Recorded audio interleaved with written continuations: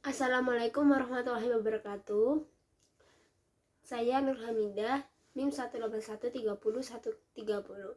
Kali ini saya akan mempraktekkan mengenai bagaimana cara untuk membuka dan menutup suatu kegiatan pembelajaran. Yang pertama adalah membuka kegiatan pembelajaran. Assalamualaikum warahmatullahi wabarakatuh. Selamat pagi. Sebelum memulai kegiatan pembelajaran kali ini, lebih baik kita berdoa terlebih dahulu ya. Berdoa menurut agama dan kepercayaan masing-masing dimulai. Berdoa selesai. Kelihatannya pada seneng dan semangat nih. Bagaimana kabar kalian semua? Alhamdulillah, kita diberi kesehatan untuk menuntut ilmu hari ini ya. Tetap jaga kesehatan dan tetap semangat dalam mencari ilmu. Karena ilmu itu adalah cahaya kita di masa depan. Oke, kita absen terlebih dahulu. Pada pertemuan minggu lalu, kita sudah membahas mengenai BPUPKI dan BPKI. Ada yang masih ingat apa itu BPUPKI? Ya, BPUPKI merupakan singkatan dari Badan Pemeriksa Usaha-Usaha Persiapan Kemerdekaan Indonesia, atau dalam bahasa Jepang yang berarti Dokuritsu Jumbi Kasakai. Benar sekali. Kemudian ada yang masih ingat apa itu PPKI? Ya, PPKI merupakan singkatan dari Panitia Persiapan Kemerdekaan Indonesia. Kalau dalam bahasa Jepangnya, apa itu PKI? Apa itu PPKI? Ya, PPKI dalam bahasa Jepang berarti Dokuritsu Jumbi Inkai. Kalau dalam BPUPKI adalah Kosakai, sedangkan dalam PPKI adalah Inkai.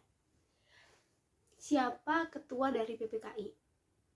Ya, benar sekali. Ketua dari PPKI adalah Presiden pertama Indonesia, yakni Bapak Insinyur Soekarno.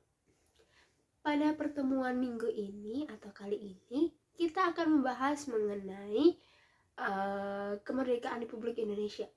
Apa saja sih peristiwa-peristiwa sebelum kegiatan kemerdekaan Indonesia? Tujuan dari adanya pembelajaran kali ini adalah untuk menanamkan atau untuk memberitahu kepada kalian semua bagaimana proses dari para pahlawan atau para pejuang-pejuang dahulu dalam kemerdekaan Indonesia. Mereka melewati berbagai macam peristiwa sebelum akhirnya memutuskan pada tanggal 17 Agustus tahun 1945 Indonesia memproklamasikan kemerdekaannya.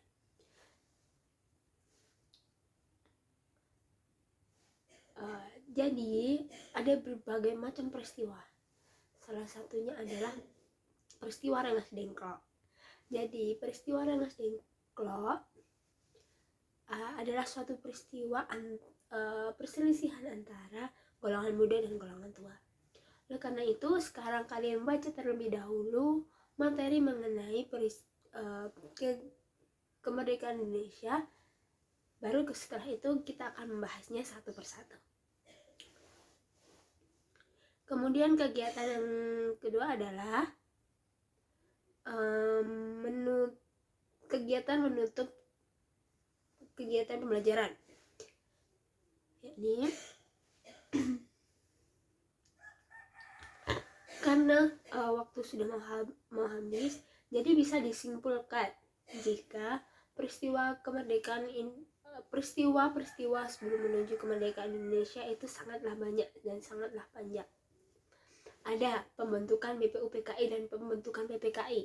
Kemudian peristiwa dibomnya Jepang di kota Nagasaki dan Hiroshima oleh Amerika Serikat pada tanggal 14 Agustus tahun 1945. Kemudian ada lagi peristiwa perselisihan ya antara golongan muda dan golongan tua, di mana golongan tua diculik dan diungsikan ke suatu kota yakni Rengas Dengklok.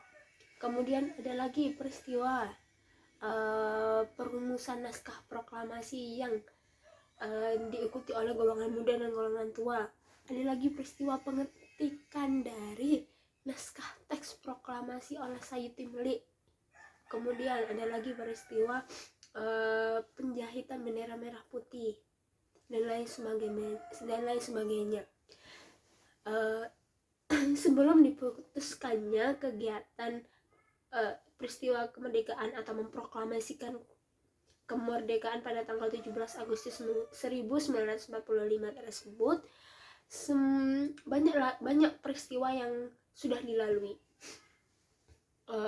hingga akhirnya diputuskan bahwa peristiwa kemerdekaan atau peristiwa memproklamasikan kemerdekaan Republik Indonesia ini diputuskan terjadi pada tanggal 17 Agustus tahun 1945 di Jalan Pegangsaan Timur nomor 56, yakni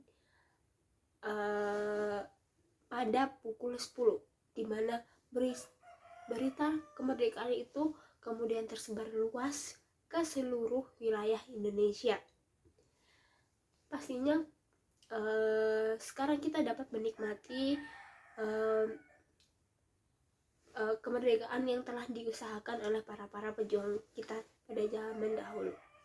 Oleh karena itu, jangan pernah bosan untuk belajar sejarah. Cukup sekian untuk pertemuan kali ini. Jangan lupa untuk belajar dan tetap semangat. Assalamualaikum warahmatullahi wabarakatuh.